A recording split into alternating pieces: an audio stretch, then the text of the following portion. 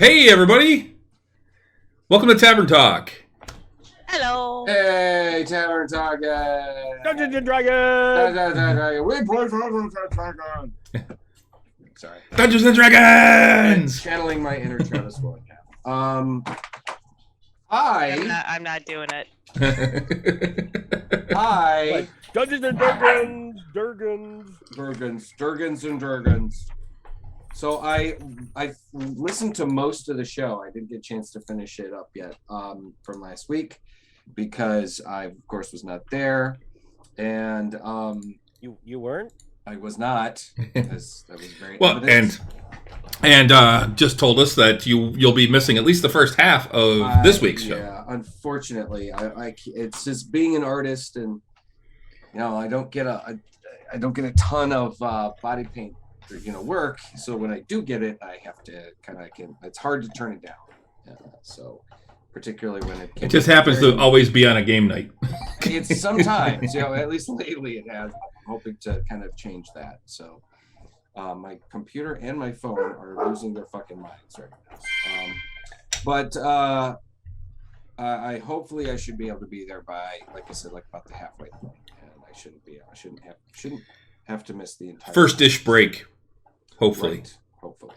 So, but it was a heck of a game. You guys did quite well. I mean, I tell you, there were, like I said, I think I got to listen to the last hour, so I don't know if there really was any actual combat. Was there actual combat? Yes, there was. Okay. It was just a demon. Now you told me that nobody died, so that's good. Yep. Doesn't mean nobody went down, but Or we didn't sell anybody into, servitude. Yeah. No, we sold ourselves into servitude to Morden fucking Canaan. What's this we? Yeah. It seems like a you problem. Ladies and gentlemen. That's the dwarvish talk. Ladies and gentlemen, we were Gaius he cast Gaius on the party. That means No. 3 members. 3 members. Oh, on 3 members. He did. So you guys, I must have missed that part. You guys, you two did not? Nope. No, it was Octavian, Euchariah, and Maricaris. Yeah, he would have taken it. He absolutely would have. Yeah. That was the general consensus, was that Maricaris would have said, okay, yeah, I'll do it. For the good, because we've got to... Core blimey! Core blimey. Core blimey, I'll take it. It's such a deep cut that 99.9% of people are not going to get it. It's so ridiculous, too, because the Irish don't say core blimey. No. But it's a in Hello every from the Magic Marvel Tavern and DC reference. comic they do. Yeah, but they don't. It's like that. Why? Oh, car It's also- blimey. It's Car also blimey is actually. they a don't little say more top of the British. morning to you No, they either. absolutely do not. Core blimey is actually more of a British thing to say. Yeah. It's actually core blimey. But yeah, it's a Hello from the Magic Tavern reference Mhm. from their anniversary. I think 50th episode. So yeah, I was listening to it, and he was like, I was like, Jesus Christ, Do you like the whole, they're just ransacking that bookcase, and all of a sudden, Glimbrum's like, I'm going to look around the bookcase and see what else is there. Mhm. And the chair just swivels around. Hello. Hello. Funny story. See that monkey? I Do we need have that. Yeah. So that was really funny. Now, but and so Chris had mentioned, I think on the show that, or at some point, he's like, I do expect on our Nerds show last week. He goes, I do expect to get a text from you at some point. Yeah. Some sort of holy fuck kind of moment. He sure as shit did. It was funny. I was listening to it. Stella and I had to drop Stella off at her writing group. And I was listening to it in the car. I'm like, yeah, so we're listening to it. I had it on my phone. We're listening to it again. Stella doesn't know what the fuck's going on. And then Chris is, and the chair swivels around, and there's a, and then you described it. Hello, I'm Morton Kanan, and I'm like, no fucking way.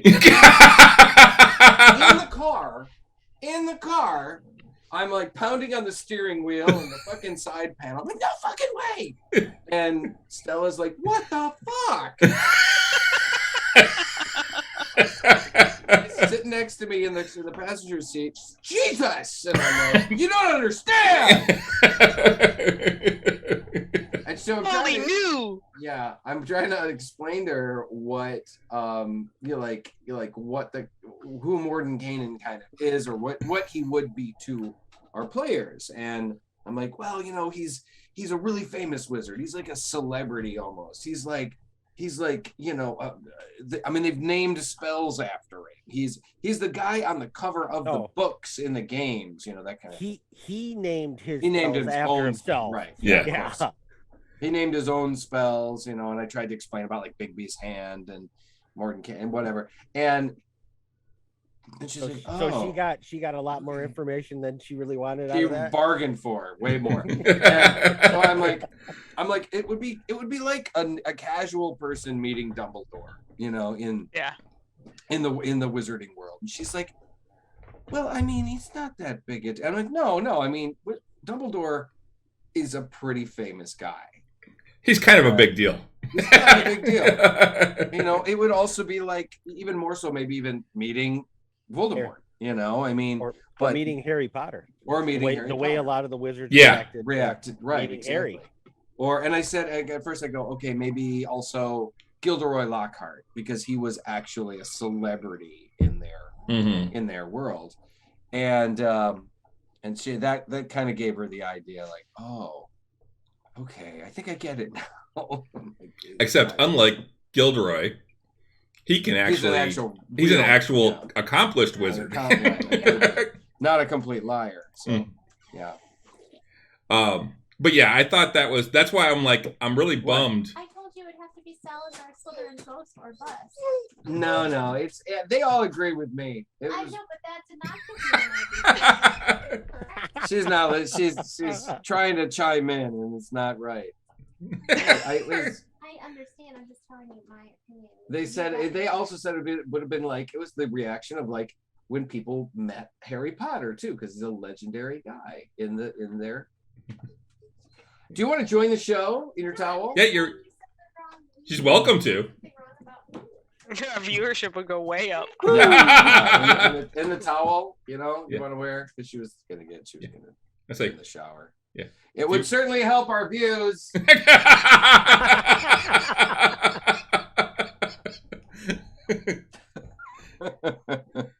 So anyway, she did she got an earful that she wasn't expecting or probably wanted. To her credit, she is very patient when I rattle off about my nerdy shit. But yes, that was the high point. That was something that I had been waiting for, and then when it was the fact that 2 people were missing. Now, granted, that would not have had the impact on Alexandra because she's brand new. Any idea? Yeah. No, but not at all. You missing, I was bummed because I was bummed. I was like, after I got done, I texted you too. I was like, man, I would have loved to have played it like Merrick Harris was like a fanboy. Like it was like, it's Morton Kanan. Don't you understand who that is? Yeah. Of course we've got to help him. You want the game spelled? Sure, I'll take it. Involuntarily, his voice would have been going up even higher. Don't you understand? Of course, and don't you? Anything we can do for you, Mr. Kanan. No. So, but yeah, I was thinking that he would have. I also love really funny. I think it was Rich made the comment of, you just came out with a new book, right? That's funny too, because he did. Yes. Yeah. Yeah, but it was a good game. Like I said, I still have to listen to the end of it, but and you guys don't worry about spoiling it for me if you want to talk about Well, it. It's fine. and that's the thing. So something else that you guys found out was that the bard that you talked to and spent the one evening dishing that was all of cool. the info that you and everything you'd done That was cool. Yeah. was actually working for not Morgan King. everything. Not Yeah. everything. Yeah. We did keep some things Under wrap. Yeah. Yeah, it was cool to find out that he was actually an agent of Morgan Kane and stuff. That was funny. We played right into his hand. Yup. There was only one door with a handle. He wanted us to go there. He was waiting. He was waiting. It was that's the thing about mages of that caliber and that level that we're playthings to them. Yep. I mean, there were like 30 wizards downstairs that got slaughtered. So No, those were apprentices. Those aren't even. Still. They don't qualify as wizards. still, okay, 30 people inside the building were murdered. What's that? What happened?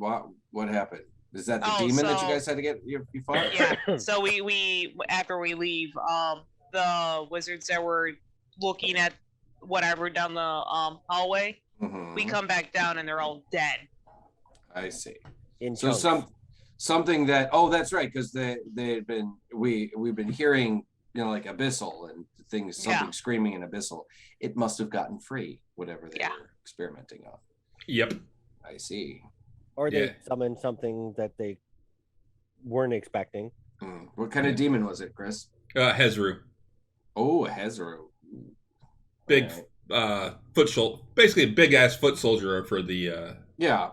They're not. For the It's not abyss. it's not a pit fiend, but it's still big, strong, and dumb. for our level. Yeah. Yeah. Oh, you guys walked through it pretty well.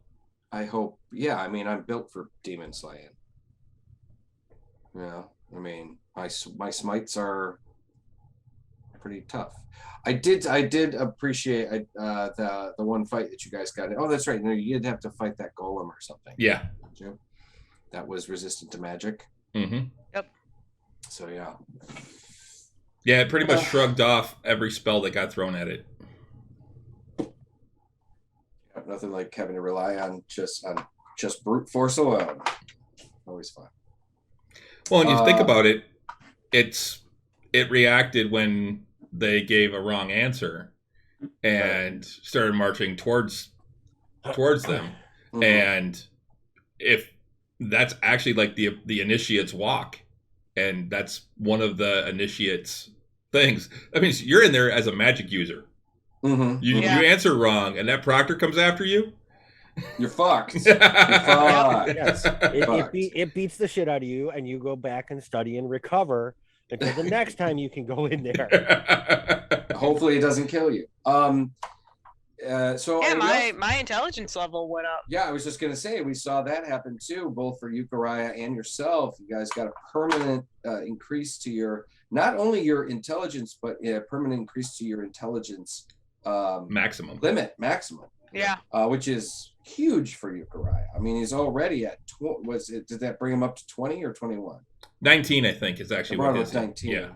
So, but still, now he's got 2 more, levels to go that he can go. That I mean, Granted, a 21 is the without same as a mystical. 20, but Sure. Even so. but if you can find the one book that raises your int too, Mm-hmm. that also increases your int permanently. So he could actually get up to a +6 if he gets that. If he finds another way to up his int. Oh, we just need to find the bookseller that all of Critical Role's characters found. Yeah. They all have had one of the books for their own thing. And, Oh, did at they?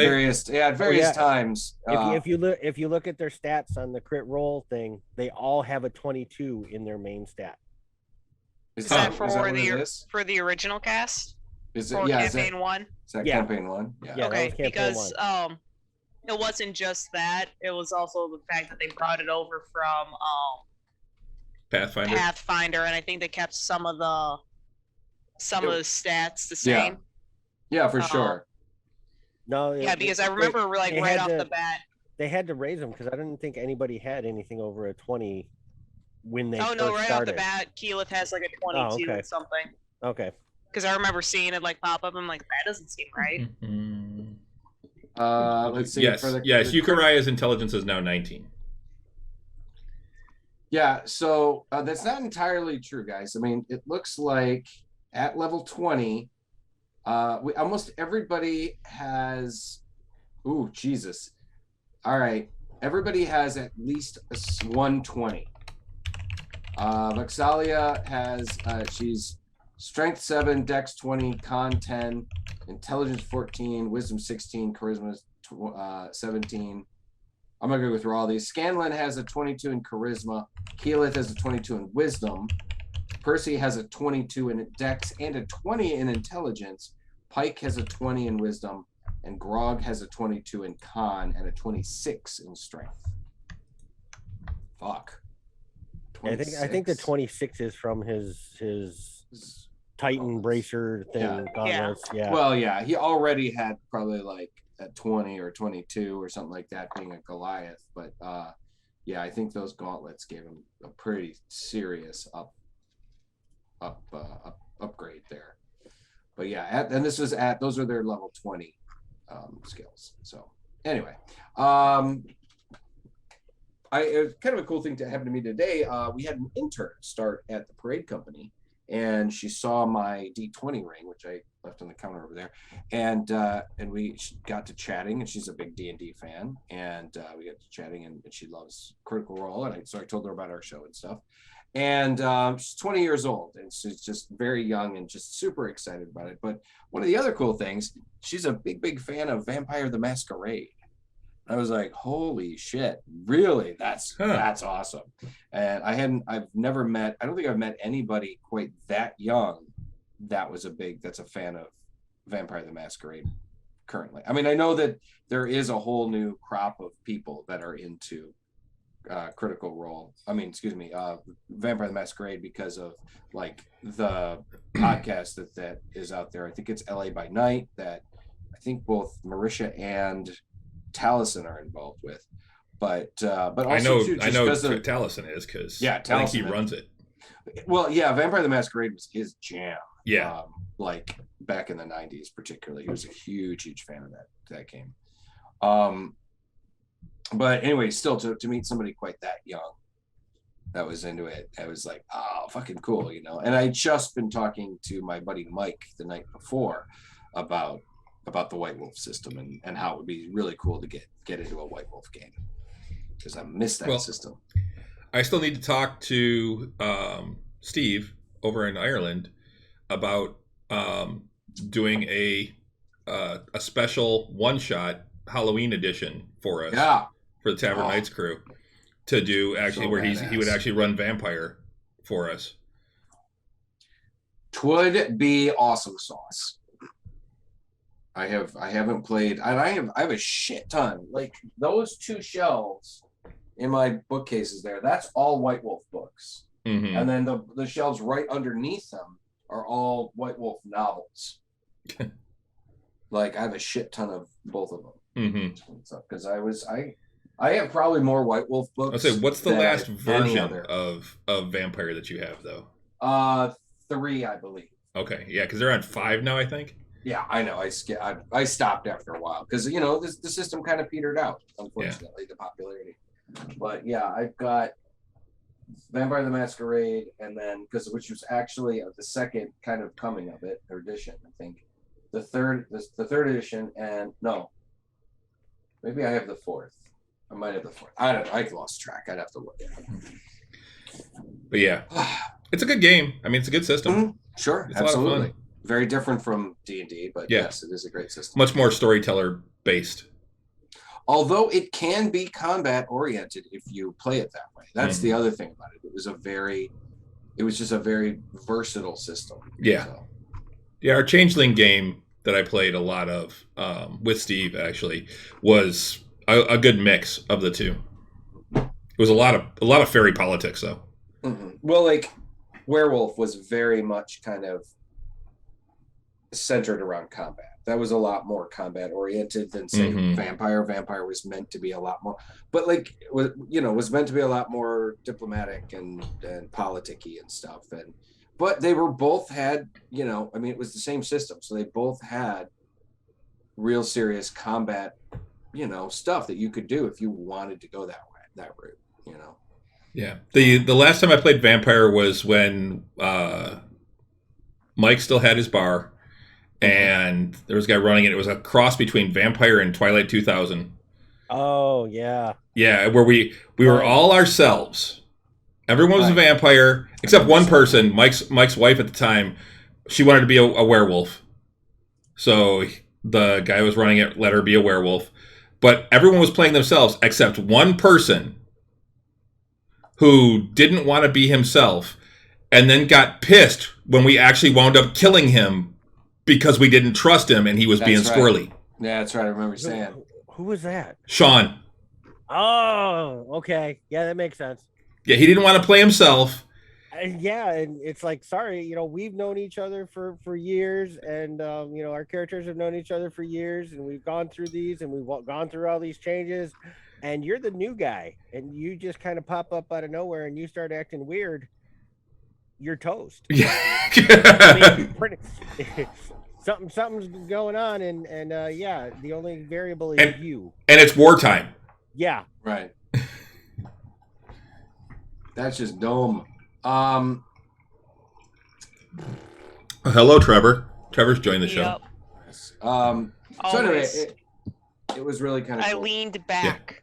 Yeah. Clearly, I invited him up. But anyway, it was just really cool to converse with this young person and talked about some, passion for the game and passion for the game and stuff. So. Yeah, and Bob just posted the recap of the heist on Discord on the meme chat.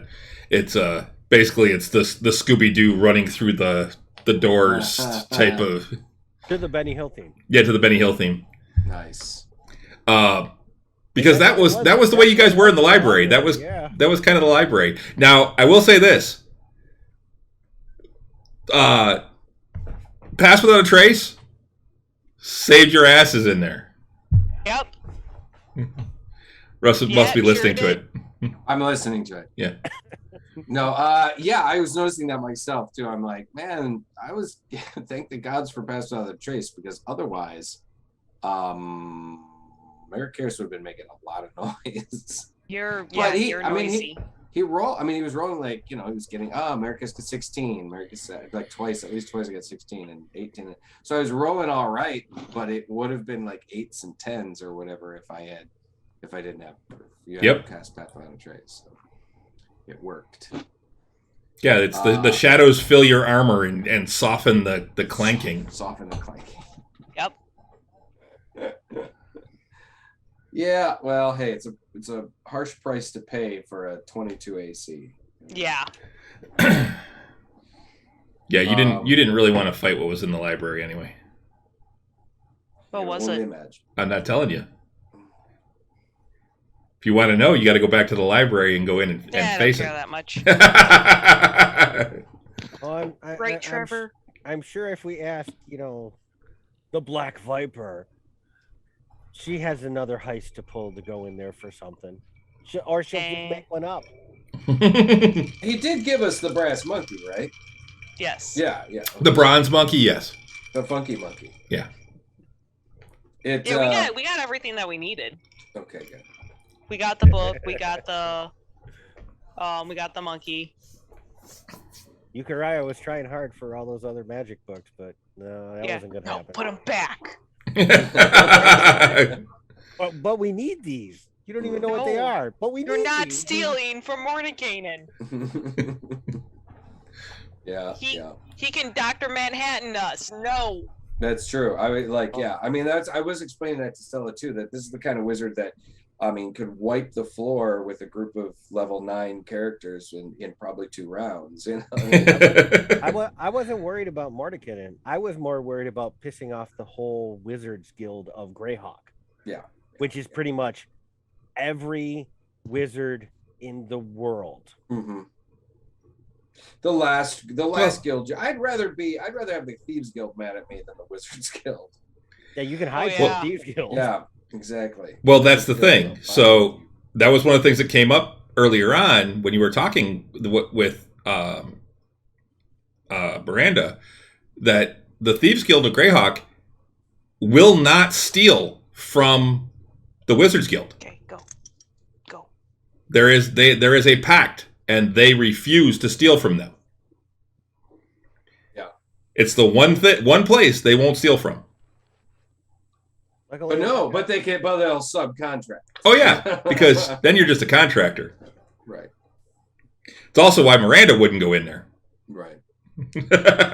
But she sends her loving brother. Well, yeah. To go, bitch. it's because she knows you're so competent. You'd pull it off. Oh yeah. Eric is a competent thief for sure. Yeah. Clang, clang, clang, clang. Plate mail. You know, I forgot to mention the kid, the intern that started at work today. Her name is also Miranda. I even told her, like, I was like, that's my character's sister's name, and she goes, "Oh, really? That's cool." Like, not really. She's the leader of a thieves guild, and I'm a paladin. She's like, "Oh, yeah." So what else do we want to talk about? That I mean, we have the game this Friday. Yeah, we do have the game this Friday. Alexander should be back. Yeah, I will be I'll get there as soon as I can. Okay, Sam. Motherfucker.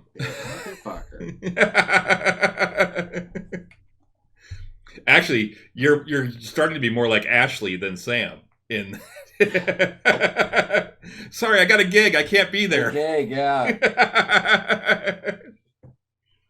Merrick Harris is going to just become a spirit. He's going to have to go help build a church somewhere or something. Like in the cartoon when she shows up and she's just in like an astral form. Actually, that was in the game too. Actually, Yeah, it was in the game. you'll see Merrick Harris just in a yoga pose somewhere, and then spirit arrives, Why? fully winged. But yeah, so you guys went through. You got in, no problems. You were dropped off right where you said you were going to be. Found your way through the library, got upstairs, got into the one room with the pillars, figured that out. Got upstairs, met Mordenkainen. He told you a bunch of stuff, and then, including he talked to you about one of his failures in the castle when him and a group of his friends tried killing Ayuz. Right. Ayuz was trapped underneath the castle.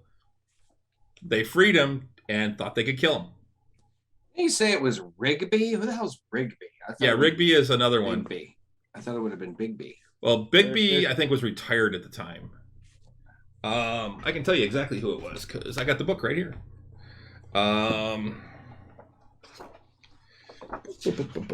Let's see. You're really warm, you know that? And apparently very licky. Always. Always, He loves his mama. yes. He also does this stupid bullshit of pawing me in the face. It was Rigby, Lord Robilar, and him. Rigby was a cleric. Oh, I see. He was one of the biggest, the highest ranking clerics of Bakab. Actually, you would have heard of him. Yeah, I the more I was thinking about it, I was like, oh man, it'd been so much fun to make him like this, like Merrick Harris, who's generally pretty cool under fire, to be like a complete fucking fanboy. When And just fangirl out. Yeah, just fangirl out. Oh my god, it's Matt Mark-Morgan. Get the Like the anime eyes that just go bing and have bing. stars in them, and It's like I collected all of his wizards cards. You know, it's my favorite. You know, which is really funny. But yes, so he did tell you a bunch of stuff about that and how he promised Zagig that he would never again enter the the castle's grounds. And he hasn't, and he intends to keep that promise. But he understands that what you're looking for is important. And Zagig is dead, right? no, No? Okay. Zagig is a god. Oh. Zagig is the demigod of magic. He's a servant of Bakab.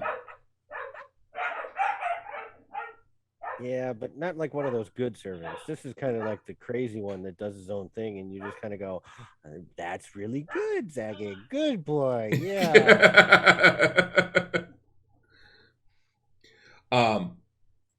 But yeah, it's so then he gave you the key, he gave you the monkey, wished you good luck, put a Gaia's on 3 of you to make sure that you bring when you're done with your mission, you bring the assembled staff, because you have to assemble the staff. So basically you bring the assembled staff back to him so that he can get rid of it.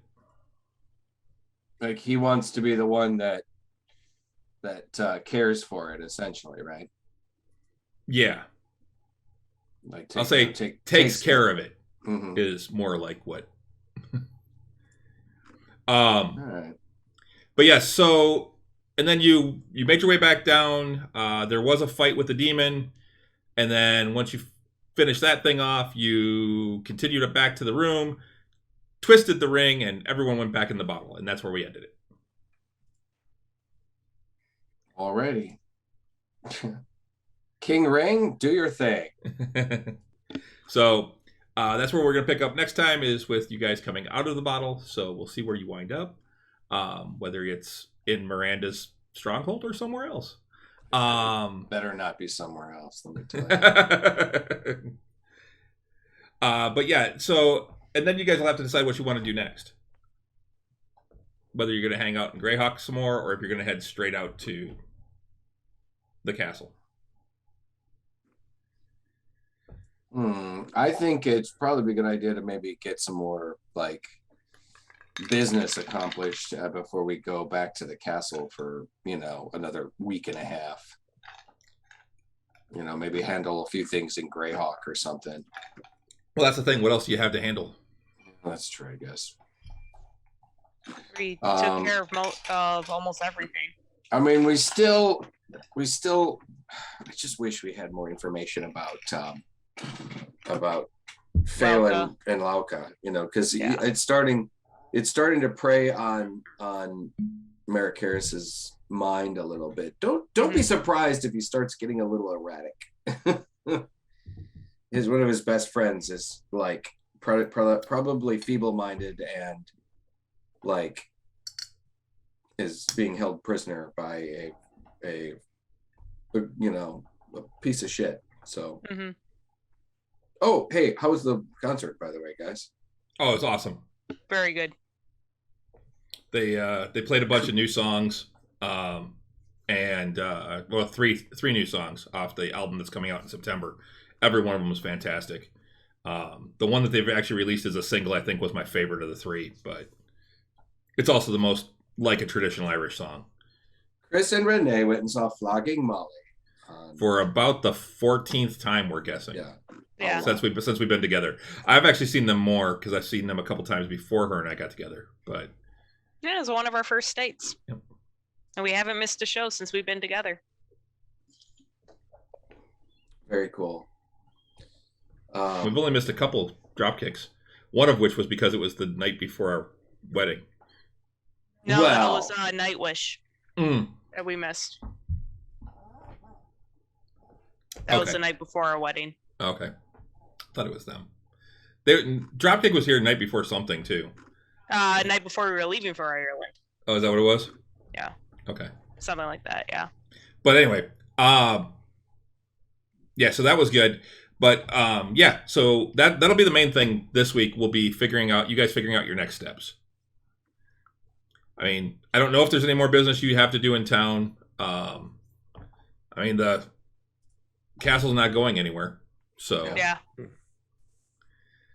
Although the longer you wait, the more chance there is that the other guy looking for the staff finds it. Yeah. Hey, get out of there. So, Well, I mean, there's a part of me that really feels like I wish we had a fast travel route or way to get back to Fandolin, because we haven't been there in fucking months now, particularly It's like been 6 weeks. it's been about 6 weeks. Oh man, I No, thought it it's was been supposed 2 to, like, months. no, We yeah. figured it out. It's been 2 months. 'Cause 2 didn't we months, have, okay. didn't we 8 have to like weeks. essentially wire money back there and say, You guys have about 4 weeks worth of money. When the last time that Euchariah talked to Raslam, he actually said something about paying the staff. Because you guys had left 10 weeks worth of gold, I think, or 3 months worth of gold. I think 3 months, yeah. Yeah. Mm. Man, they have the easiest job. I mean, they're maintaining the house. Does it have like, to like the maintain the War house? Tower Wardens. Yeah. I mean, they're kind of being paid to do nothing right now. It's okay. We can only dust. After we get the after we finish our business at the Tower of Greyhawk, I think we need to go back to Fandolin for a while. And I think it might even be a good idea for our characters to take a break. Yeah, maybe a 6-month, respite at the at the manse for a while. I mean, we could still go off and do little things, like our characters. Oh, they went off and patrolled for bandits and made sure that the area was great. And maybe we did some work on the town itself, helping to beautify the whatever. You could help. You could help at Wave Echo Cave. Right, exactly. Yeah. There's all kinds of things that downtime things that we as adventurers can do. That's not necessarily going out into the world and doing whatever. And then sometimes there could potentially be some sort of benefit to that too. It depends on how Chris wants to play it. Well, yeah. I mean, I've got the whole thing about if you want to learn a new skill, get proficient in a new skill, or learn a language, you can do that as well. Exactly. In downtown. Exacto fucking mundo. And my life's quest goes on no matter where we are, because the hags are stalking them. Yeah. We should go back to Fandolin and just wait for them. Just go out, sit in the field, and just wait. That's not how it'll work, though. Why do you got to sit in the field? Because if you sit in the field, then the kids in town start disappearing. Yeah. Kids in town disappear. Or you're done sitting in the field and you go back to the mansion and there's the hags in the mansion. Don't give him. Eating the help. Do not give him ideas. Do not give him ideas. Oh, like he already doesn't have these ideas. Dude, I've been a DM for a long time. My brain thinks evil. Yeah. But yeah, so I'm looking forward to seeing what you guys do next. This next part, I've already got the next thing in my head of I can't wait till they get here, and that's going to be a while. But this was one of them. The last session with meeting Mordenkainen, that was a huge thing. And I dare Pete to send him 3 messages a day and see what happens. Oh, to Mordenkainen? Yeah. I can't remember why he would. He's like, well, I know him now. I can send. Just because he can. Oh, yeah. And just to ask a very accomplished, legendary wizard questions about wizardry. I don't think it's gonna fly. I'd be curious to find out what happens. Oh yeah, we'd be like, hey, watch this. Be like, hey, have you talked to Mordenkainen today? Yeah.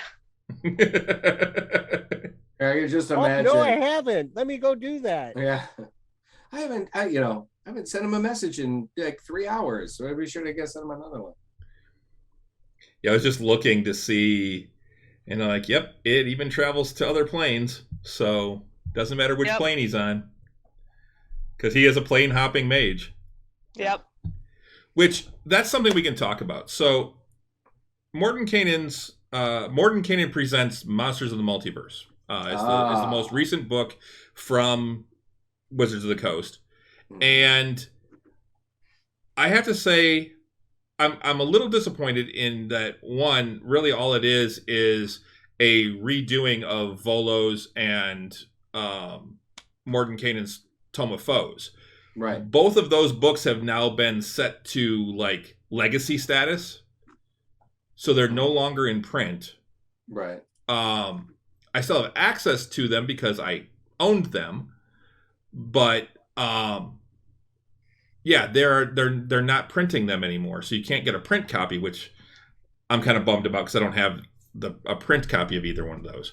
But the other thing is that they updated it to be more in line with the way that they've been going with things. So it's now more on ancestry or whatever they're calling it, heritage, is what your characters are rather than race. And I understand there is a lot of negativity when it comes to racial differences, things like that, people talking about race. However, there's a difference. What we have here in the real world is ancestry, heredity, and all of that, not racism, not races. Right. There's only one race. Everyone is a race. human, and that's it. Right. In D&D, they're different races. Right. They actually are different races. Mm-hmm. Because they have over 3 distinct characteristics that are different between them. Interestingly enough, though, they can still interbreed. Yes. Which it makes it like, isn't it like a slightly different? Wouldn't it be like a? If you biologically, wouldn't that be a different? Biologically, if 2 species produce an offspring, the offspring will not be able to reproduce. That is a true definition of a different species. Which is what they did in Dark Sun with the mules, correct. Which were half dwarves. The half dwarves, right? They were. It was a dwarf and human mate and have a child. It's a mule, and it cannot reproduce. Yeah, it was actually spelled, and it was spelled M-U-L, and they're all supposed to be female. Yeah, they were not. They were all male. Yeah. Yeah. Oh well, that's not how biology works. They would. Oh, they weren't all male. They could be either. Could they be? Yeah, I think so. It's been a long time since I've seen Dark Sun, but yeah. Dark Sun was weird though. They had 7-foot elves, and they did. It was a very different setting. That is for sure. I loved it though. I thought it was genius. It really turned that stuff on its ear. Morton Kanan's Tomb of Foes and Volo's Guide to Monsters are both discontinued. They're not even like legacy status. They're just discontinued. But let me pull up the Monsters of the Multiverse here. So yeah, so there's a shit ton of new character races you can play.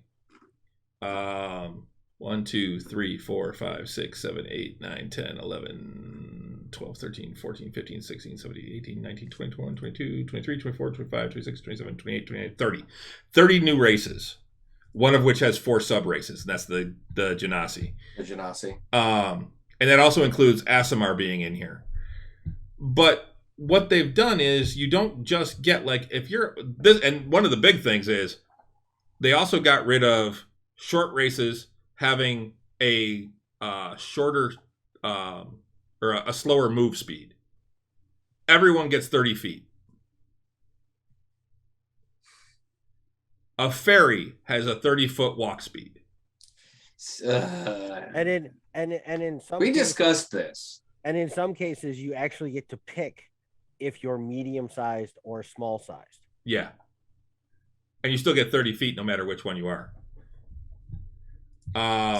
Yeah, see that you and I discussed this a little bit because I was like, I just feel like that is not like a believable thing. I think, if you're a really tiny creature, I mean, even if you've got wings and you're flying around, I still think that maybe you might not have be able to cover the same distance in the same amount of time. Well, and that's the thing. So as a fairy, you're small, your walking speed is 30, and you get flight because of your wings. You have flying speed equal to your walking speed. Mm-hmm. So I mean, in my opinion, like their walking speed would be much lower, and maybe their flying speed would be actually a little bit faster than a normal person. You know, I mean, give them a 40-foot flying speed, but only a 10-foot fucking walking speed. Nah, 10-foot walking speed, 30-foot flying speed, especially because then it also says you can't use this flying speed if you're wearing medium or heavy armor. Okay. But yeah, I mean, they've changed all of them, and the other thing is that it's no longer like with like the SMR. You got a bonus to charisma, I think it was, along with something else.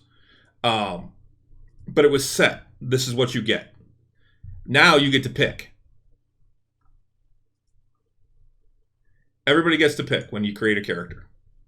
Where those extra points? Yeah, when determining your character's ability scores, increase one score by 2, and increase a different score by 1, or increase 3 different scores by 1. Period. Every race gets to do that.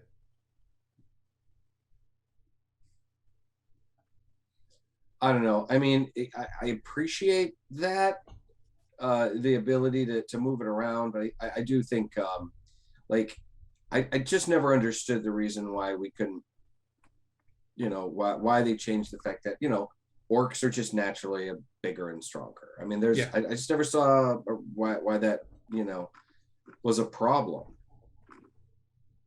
Yeah, because if you want to play an orc wizard, so you don't start off with a 20 intelligence because you don't have a racial bonus, right, to your intelligence, but you can still be an orc wizard. You can still be an orc wizard. There's nothing stopping you from playing Right. an orc wizard or an orc cleric or an orc, whatever you want. To me, this takes away a lot of role-playing opportunity. Yeah, it doesn't have to have the automatic, that's my best stat is my intelligence because I'm a wizard.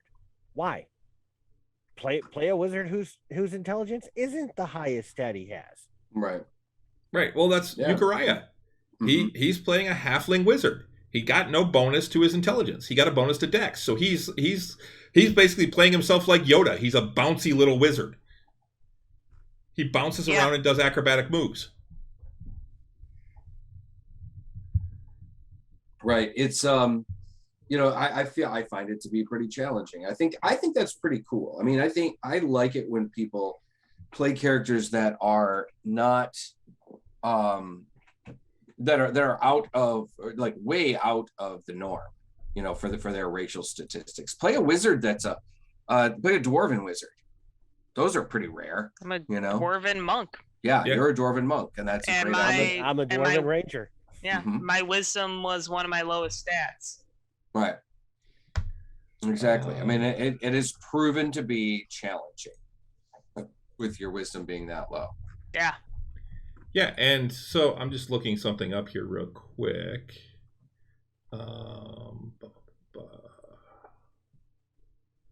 Sources.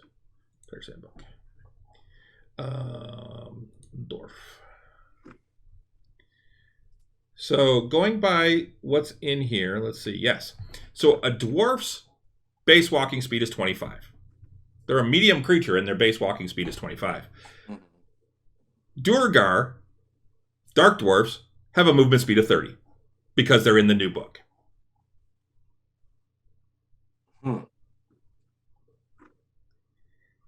That's the thing I don't like about the I don't even know what to call it. The gentrification of the D&D races. It's they're making them all so bland that it basically they're taking away, in my opinion, they're taking away any reason to play any specific race. You can play whatever you want, which you can always do anyway, but you don't have to play with the inherent what has always been an inherent disadvantages of playing a certain race.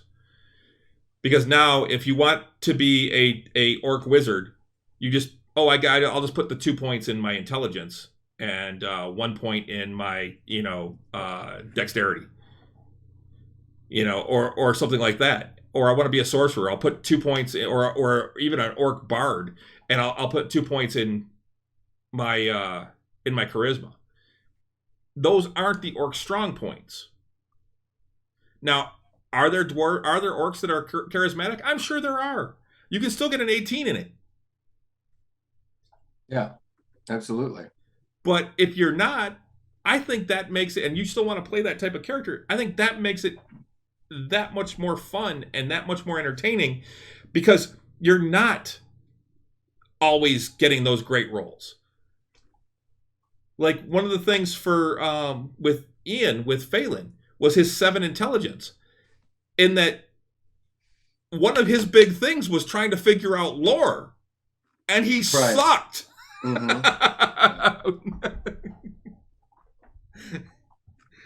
It's true. It was, but I'll tell you, it was almost always hilarious. It was. But that's one of the things I don't like, is I don't like the way they've done the races. And if anyone wants, in my campaign, wants to play one of those races, we're going to talk about not where you're going to put them, but what makes sense for that race, for where those stats go, those bonuses go.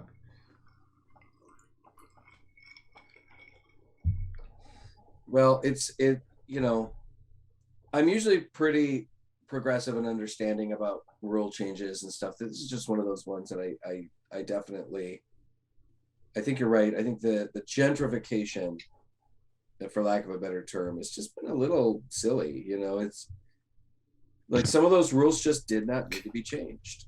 They didn't. I don't even know how he managed. I'm leaning forward with my arms on the table.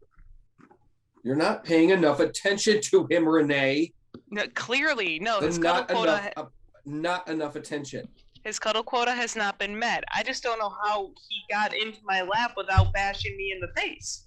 I'm impressed. I'm impressed. We call you Battering Ram for a reason. Mm-hmm.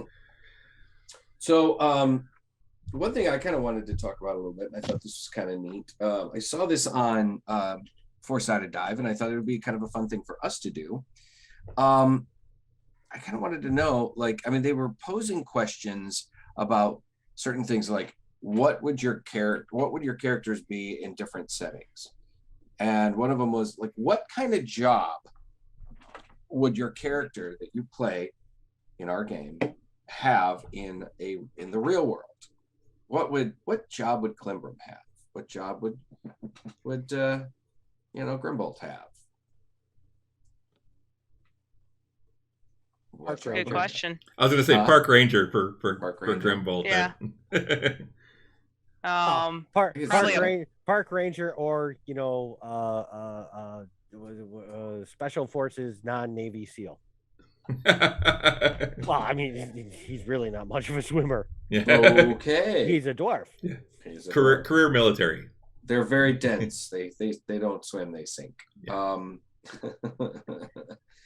Career military. I would say retired career military. And Why? Then went into he's in the prime of his life right now. And then went, because he seems to be focused on a personal mission.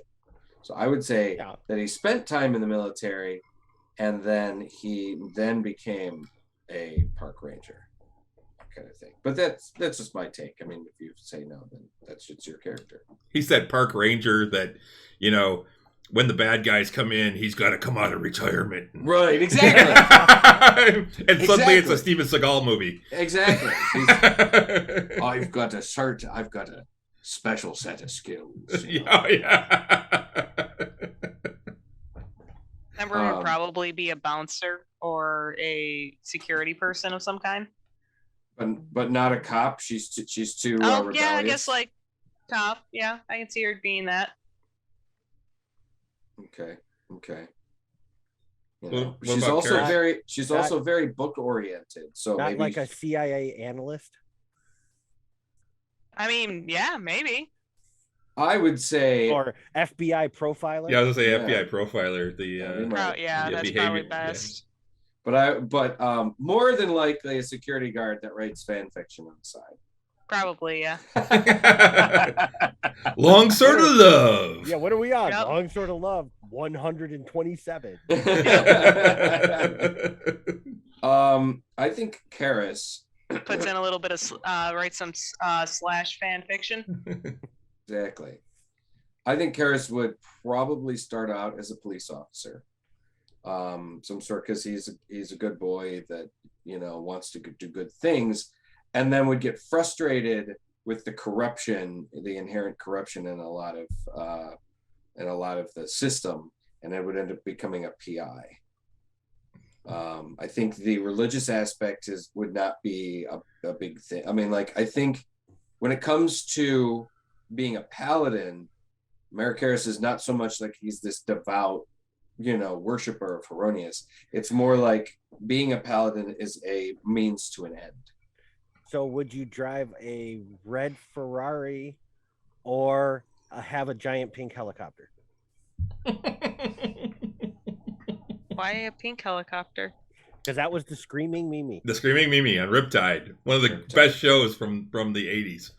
I love that show. No idea what that is. That's a deep cut right there, man. Add that to the list of things you should watch. Yeah, Riptide was great. No. He had a robot and everything. Oh yeah.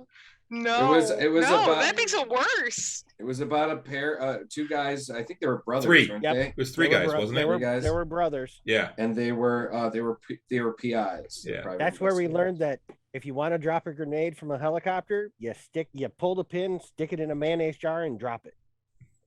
Why a mayonnaise jar? Because it holds the pin or It holds the lever in, and then when it hits, the mayonnaise jar shatters and the pin pops out. That's fair. Yeah, Clemmer would probably be like a CIA profiler. I feel like that makes most sense. Okay. Yeah, Karis, like I said, probably like I said, but she stays caught up on her combat skills. Probably after about 10 years. I think after about 10 years of being a cop, he'd slam his detective badge down on the desk and go, like, quit, like Shaft, You walk out that door, you ain't ever coming back. Yeah. Then I'm never coming back. Trevor keeps looking in the corner. I don't know why. And it bugs me. There's probably a spider or something up there. I feel like a spider's going to drop on me at any moment. I hope so. That would be excellent programming right there. I mean, that almost happened to me on the couch the other day. Just dropped right in front of me. I'm like, oh. So to get back to the questions, I mean, they're not here, so we have to answer for them. What about Eucharia and Octavian and Halt? I think Eucharia is a librarian. He's a librarian, or probably maybe a college professor. A researcher. Yeah, researcher. Mm-hmm. He could also be like a research scientist. Yeah. He's in there doing pure science, and he doesn't care what they do with it. Right. Yep. Mm-hmm. Just keep the money coming and allow me to play with my toys and do my little researches. And you're out there killing people with it? Okay, whatever. Yeah, I think he could be an experimental physicist. He wouldn't be far off from like Sheldon or Leonard. I think more Leonard. Leonard. I think more Leonard, the experimental physicist type. Yeah, exactly. Because he's not quite as autistic as well, but that doesn't really have to have anything to do with that. It's the difference between experimental and theoretical. And I think he would fall more in the experimental side than the theoretical side. Oh, for sure. The fact that he has created a lightsaber spell, I mean, that's it right there. I think Octavian, with his former military training, he'd be your dad, honey. He'd be retired. He'd go into the diaconate. Yeah. He'd go into retired military or Marine. Yeah. And go into the diaconate. I think he would have been. He'd be an EMT. He'd be a guy that was in the Army or Marines or whatever. And then when he got out, he'd go into maybe even a medic in the military. Yeah, maybe a medic in the military, and then he became an EMT or you know, or paramedic. But in his free time, he's a deacon because you know he's got the spiritual side still. Right, he's a deacon and he has a family and 2.5 kids. That poor half kid. The half kid. The half kid is a dog. Okay, guys. That's the... Oh no, Rich is more of a cat person. Okay, then he's got 3 cats. He's got a clouder. But yeah, and then Halt. We don't know enough about Halt yet. Yeah. Halt is a criminal. Halt would be an art thief. There you go. Yeah. Still a thief. There you go. Still a thief. Yeah, something like an art thief or something. I was gonna say a secret agent, but nah. Halt's too much of an asshole for that.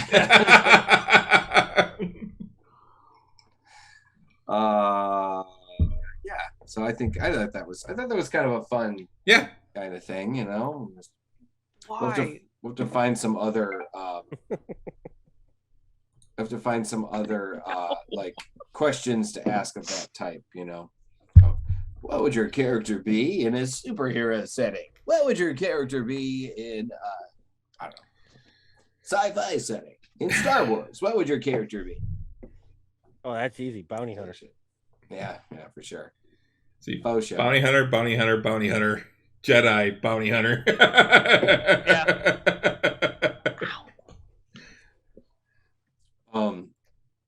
Pause to yourself.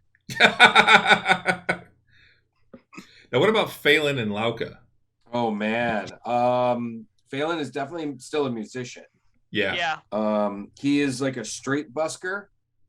That a filk musician. He's a filker. Convention. Oh, perfect. He's a filker at conventions, but he's had a modicum of success, and between cons and like performance gigs, he does street filking and Renaissance festivals. Yeah. Mm-hmm. And Lauka is a retired model. Bitch. Yeah. She comes from money. She did some modeling, got bored with it. Yeah. Yep. A modicum of success. Maybe had, you know, maybe only dates like billionaires and hangs out on boats. Maybe she did a little bit of Victoria's Secret work. Maybe she's in one of the swimsuit issues of Sports Illustrated. Enough to be people go, oh, I remember that chick. But not like Christy Brinkley. Yeah, has her own clothing line now and just lives off that. It's her own lingerie line. Well, no, I was going to say clothing line because it's all like jewel encrusted and. I was going to say, like bras that have like rhinestones. Burlesque square. There you go. So ex-model fashion designer. Yep. Yeah. Fashion designer. I like it. I think Sydney would approve. You guys need me. Yeah. Got it. Cool. Was painting her fingernail. Oh, Fireball. You know. and Bennick would be a career military. No, Bennick would have been a cop. Oh yeah. You're right. You know what? No, Bennick would have been ex-military that became a cop, and he got up to like detective level, and then just never got further than that. Yeah, because he just wanted to be a detective and he wanted to protect people. Right, and he stuck with it. Like I said, Merrick Harris would get fed up with the bureaucratic bullshit and the politics and everything like that, and he'd leave after 10 years. But Bennick would stick it out. He'd do that 30 years. Yep. Yeah, and then retire. Get the retirement. Mm-hmm. And he would have started off as a mounted cop. Yep. Yeah, he would have been part of the. He would have been a mounted cop. Instead of being like being in a patrol car, he'd be on a horse through Central Park in New York. Yep, 1000%. You know, we have mounted cops here in Detroit, but they're just not. You know. Yep. They do parade duty every year. Yep. I was driving to work one day and I saw a bunch of people riding horses down John R. And I'm like, what the fuck? Was it John Don? No, it might have been down Mount Elliott. This is probably I was actually really close to work probably. I think I just looked down Mount Elliott and I saw a bunch of guys riding horses. So they must have been Saving gas. exercising them. Yeah, this was like a couple years ago. I don't know where the stables are, but maybe There's a couple of stables around, and I thought they were supposed to be revamping the old stables on Belle Isle Mhm. for the Detroit police horses. Oh, okay. But it was one of those like surreal moments. You're like, did I see what I think I saw? Because I'm losing my mind then. There was I was driving home the other night and I saw a deer on John R. At like 7 Mile and John R. Dude, I see him over Detroit. here at 14 in Utica all the time. Yeah, but you're a little bit further out there, man. I mean, I'm like, this is in Detroit, you're not going to expect like a deer like in the heart of like the city of a major city. But the thing is, when you really think about it, Detroit has a lot of of greenery. land, a lot of land that has been reclaimed by nature, and particularly in that area, there's a bunch of like green down those space side streets there, because there's a bunch of just houses that have been grown over or houses that are gone, and then the land is just reclaimed it. So, and it was a good sized doe. I was just like, holy shit. It's just so surreal. So I know it's getting kind of late. We should finish up soon, but I wanted to tell you a little bit about my weekend before we go. And we could talk about this tomorrow. I'll say you don't want to save it for tomorrow? Well, I wanted to tell you guys a little bit because it's just some funny shit. So we could talk about it a little bit again tomorrow. But yesterday, over the weekend, I performed at Canterbury Village at the Pirates and Princesses weekend. Yes, I created a pirate character named Marcus Kent. He was a privateer captain of a privateer vessel, and I had a lot of fun. He was, Did you see Cindy and Katrina? I did. Okay, because they didn't realize you were working it, and I told them because Cindy asked if we wanted to go, and I'm like, oh, I got a concert and a Father's Day thing, so I can't. But I said, tell Russ I said hi, and she's like, which one? And I went Van Ness. I did see them. Turner will also be at the Medieval Fair in a month. We're doing a medieval festival there, and miniature. Is he doing a character? Or is he there with Wakefire? He's there with Wakefire. So Russ Turner. That's better. Wakefire. Yeah, in my opinion. I'll be there as Oliver Oker, so that's gonna be a lot of fun. But anyway, so I'm there, and it was Will Kelly. It was a good time, and it was fun, and it was. We would have liked it to have been a little better attended, but it wasn't terrible. You had a beautiful day. It was beautiful both days, both Saturday and Sunday. I did get. I don't know if you can see it here. Oh yeah. Little color. Oh yeah! Holy shit! Woo yeah! Woo yeah! Look at that. Yeah, put some aloe on that shit, man. It doesn't hurt. It doesn't matter. Put some aloe on that shit. Yeah, Keep it from peeling. But it snuck up on me a bit. Anyway, Will Kelly brought in all of pale ass motherfucker. With this guy Will Kelly, he's a really great guy. You're talking. He's the one that recruited us for the show, right? He recruited a lot of the Rennie acts, but the people that run Canterbury also were like, we need more. We put more in there. We got to get more in. And so there were some other things that were at this event that were a little less on brand. And one of which was, and I've talked about this from last year's medieval fair, was the monster truck that people were getting rides on in the parking lot. There was a monster truck. It was actually an El Camino. A monster El Camino? Monster El Camino. It was an El Camino frame on monster truck wheels. And so that was fucked up. And we laughed about it a bit, but there was also wrestlers. There was a squared circle, a wrestling ring in the back section, and there were at least 5 semi-pro wrestlers, amateur wrestlers, pirate wrestling, princess wrestling. That'll sell. That would have been something if it had at least been like, if at least they were in costumes like that. One guy was wearing a Miles Morales Spider-Man outfit, and I'm like, I just looked over. I caught the eye of one of the other performers there, Mandy, one of the princesses, and she and we just looked at each other, and I'm just like,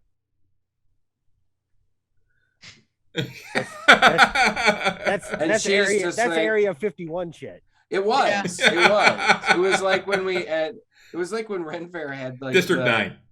Yeah, You District can't call it 9. Area District 51. 9. So Can't- it's no. District 9. But it was like when at festival when one of the I think it was my last year on security at festival when people were like, Russ, why is there a pool in Area 51? And I went, what are you talking about? It was like first weekend and it was pet weekend. And I'm like, what are you talking about? A pool in Area 51. It's like there is, I shit you not, a pool in Area 51 filled with water, an inflatable pool, and it's huge. And I'm like, you guys have lost your shit. What I was like, are you guys fucking with me? Because there's morning meeting, we're talking about this. And I'm like, and they're like, yeah, no, it's for the dogs to do competitive jumping, and they would jump into this pool. Dock diving. Dock diving. That's what I want to do with Trevor. It's what it, yeah, I guess. And I had to go back and see it for myself. I'm like, holy shit, there's a pool here. And it was like numbered with how many feet. And I think at the end of the day, several of the acts did jump in the water. And like, we're going to see what we can, how far we can get, you know. And Of course they would. funny. Yeah. But, so yeah, every once in a while, MRF would do stuff like, this is kind of off brand, guys. Why are we doing this? Yeah, the shit that they started doing in the last, like, well, since I've been back, so like the last 10 years, when they introduced the whole Area 51 area and stuff like that, I'm like, okay, this is all chintzy shit that never would have been allowed at fair in years past. The first few years for sure. They've been they are a little more careful.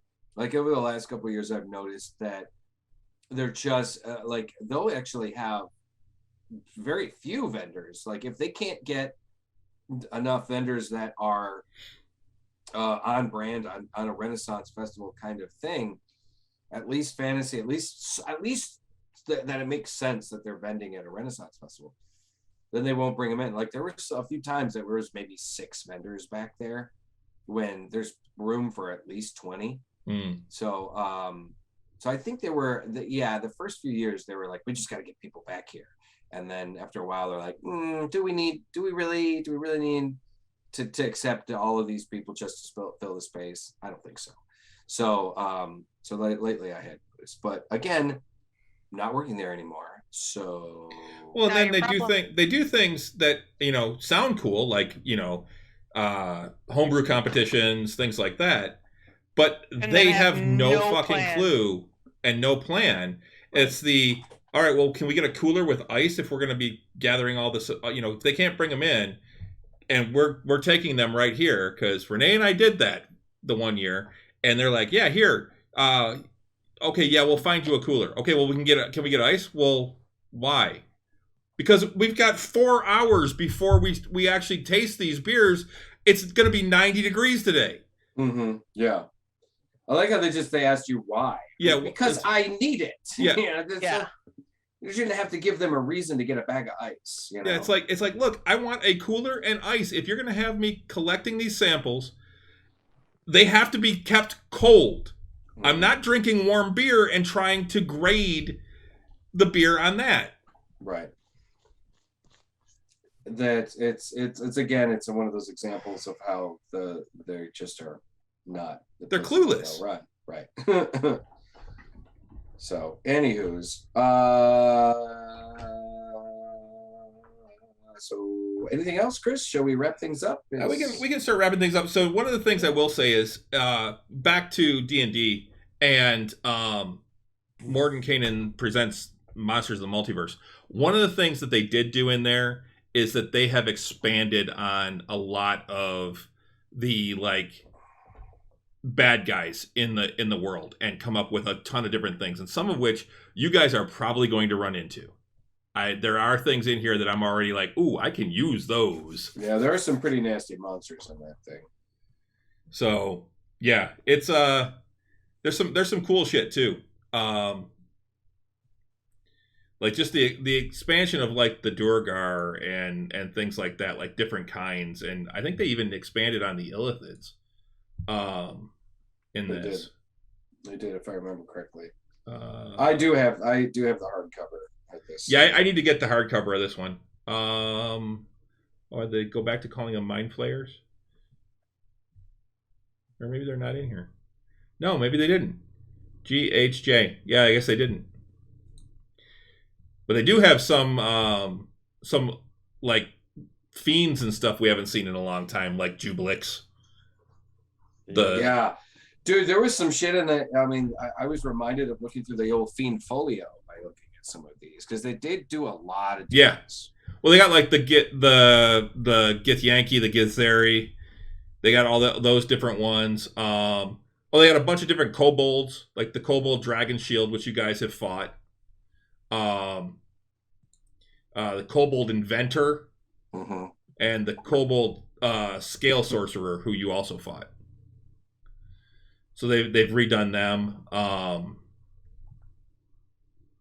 Oh no! What? I'm looking at the list.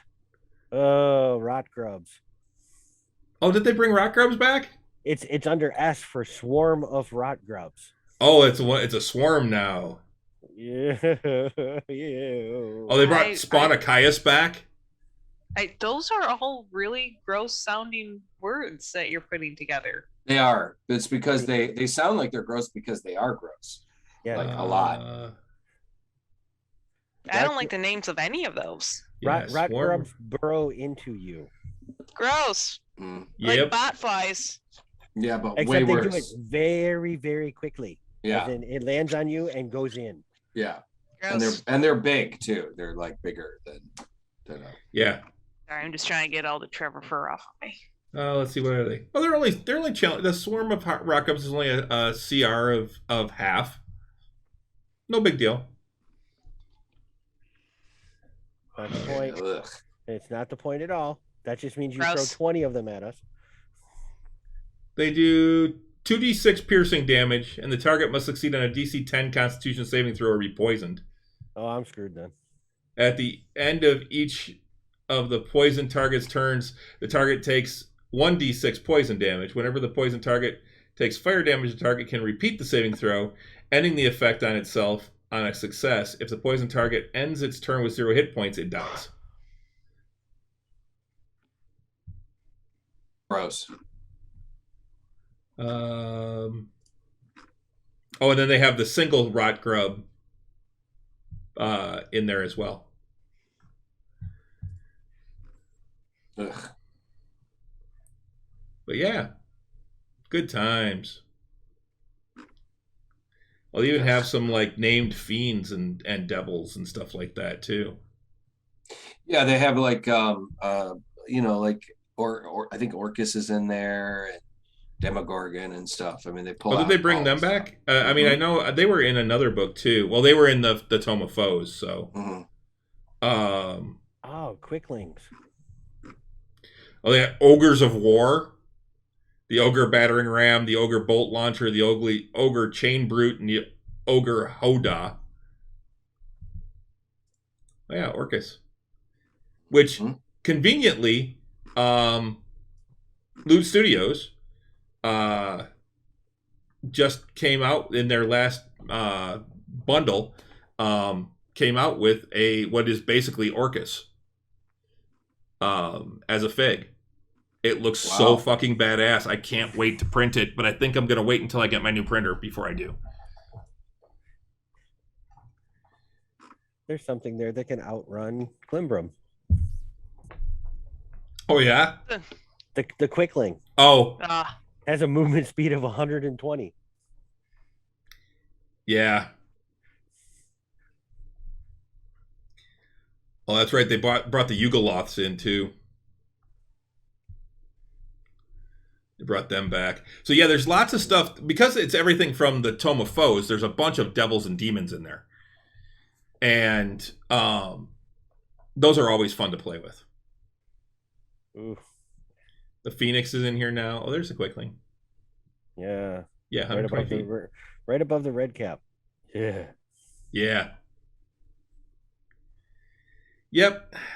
I think one of the things that I was a little like bummed to see is there's a lot of foes, a lot of like evil monsters and stuff, but there isn't as many like benevolent ones or even just like good monsters and stuff like that, or good creatures that you can encounter. there's a lot of foes, like I said. Well, they're And they're foes. Well, they're the monsters of the multiverse. Yeah, but I would have liked to have seen like some other, like not necessarily monstrous creatures. So they don't have the Illithids in here, but they do have the Elder Brain. Yes, they did. Yeah, if I remember correctly. Yeah. The Elder Brain. Yeah. And you'd think, why, if they're gonna do that, go that far, why not have the Illithids? You know. Well, because the Illithids are actually in the Monster Manual. Oh, okay. They just don't have as... I thought they would expand on the Illithids and do different types. But they did not. So... Flail snail. Flail Snail? Yeah. I remember that one. I don't remember Flail which book it Snail. was in. Wasn't that in the Fiend Folio? Was it? I'm not sure. A lot of these, I think, were in the Fiend Folio. Yeah. Mm-hmm. Yeah, it does seem Like that. Russ said, I think a lot of these were Fiend Folio things. Like I know that the Gith Yankee were, the Githzeri actually came out later. Let's see, where is Illithid? Intellect Power. Oh, is it okay? Yeah, that's right. There's still Mind Flayers in the Player's Handbook. They're only CR7s, so they're nothing for you guys. I could throw a dozen of them at you, you'd be all right. No. No. You are mistaken, sir. Extract Brain.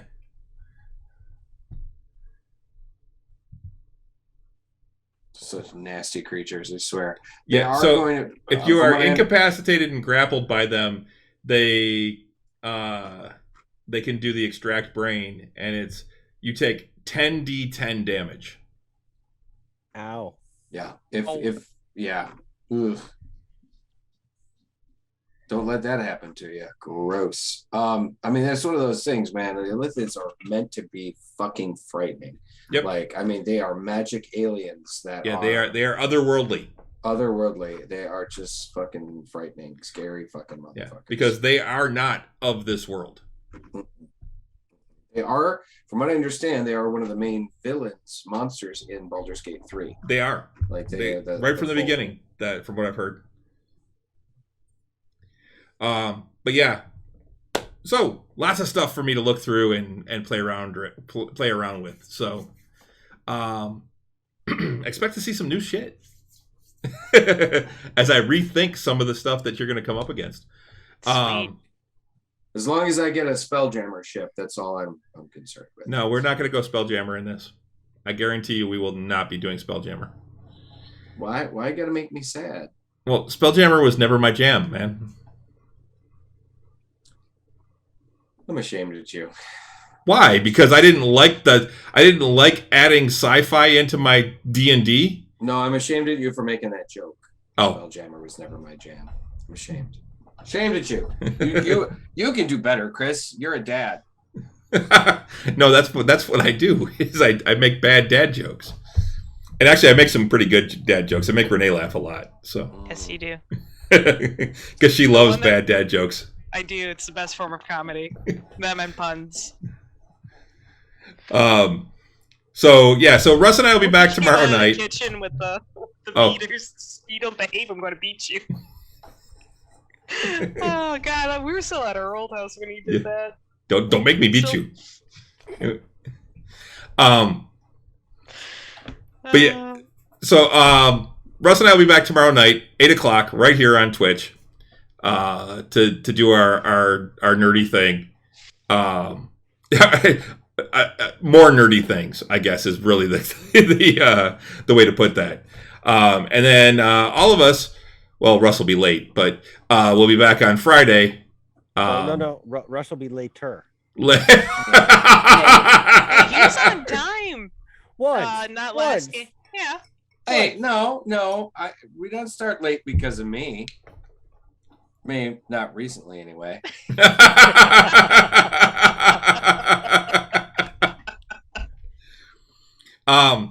But yeah, so Friday night we'll all be back.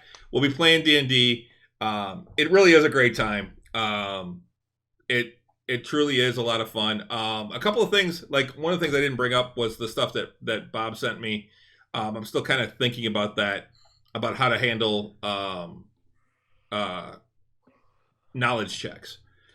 He sent me a couple of things from TikTok, which thank you for sending those to me because I will never see them because I don't TikTok. So Not a problem. A lot of those things are really cool. And what's funny is there was the one you sent me one day, and then the next one was a guy actually like it starts off with that same video, and then it's a guy stopping it. To the other and responding to it and saying that's a good idea, but I like this better, and does his own thing. So, and it's cool. I can understand. I can see both sides of that one. So I'm still kind of playing around with how I want to do knowledge checks because I am not actually. I don't like the way that they're done. I don't like the idea that, oh, well, do I know this? Do I know anything about this? Well, maybe. I mean, but based on, and some of them I feel bad because in a lot of times, based on background, you should know something about it. Yeah, but one bad roll and I don't know nothing. Yeah. Brain fart. Yeah. So I'm thinking about how I want to do that. But yeah, we could talk more this week too about like downtime activities because you guys, there actually is a planned little break for you guys at a certain point. So, and it's actually coming up. So you guys will have to decide what your characters want to do in your downtime. Now, the one thing that you have to make sure you have is enough money to keep your house going. So, No, we're fine. Yeah, I'd say we have pretty good. That's kind of why I was wondering with druids and rangers. It's like, why is there a monetary cost to my downtime? Because I'll just go live out in the woods. It doesn't cost me nothing. Well, you still got to buy arrows. That's basically what it comes down to. It's your cost for arrows. You can have a poor lifestyle for now. Yeah. I have to buy arrows. The future plan: I will not be buying arrows. You will be making the arrows. Yeah, no matter what, there's always. What skill would it be to make arrows? I mean, I am a smith because you have to be a fletcher. What? Yeah, it would have to be fletching. A fletching kit. I don't know if there is a fletching kit. I don't think there is. That's why I'm asking in 5th edition. Because I knew from other editions what it would be, and in real life what it would be, but in 5th edition, what would it be?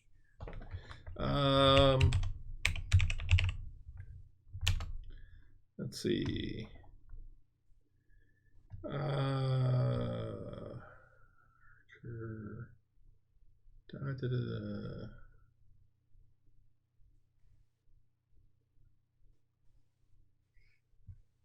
I'm looking to see. There's something here about archers and fletching. It's just distinctive what type of wing feathers they use. No, I don't think there is. I'll have to look that up. You'd have to become an arrowsmith. And you give me shit about the Spelljammer not being my jam thing. I don't know what you're talking about. You have to become an arrowsmith. That's a thing, isn't it? Dream on. Oh, well done. Well done.